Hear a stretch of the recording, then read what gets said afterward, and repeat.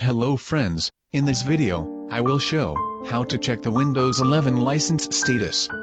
So, let's start. At first, go to the Properties options from this PC.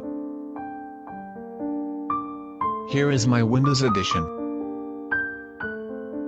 Now click on the product key and activation status. You can see my Windows is activated. Step 2, go to the Run command, by press Windows plus R key. Now type, change PK, and click on OK. Friends, you can see, my Windows license status, is activated. Friends, please, subscribe to, Tech and ICT Solutions, and press the bell button, for new and updated technology-related video tutorials. Thanks for watching this video. If you liked this video, make sure to subscribe for more. Please stay with Tech and ICT Solutions.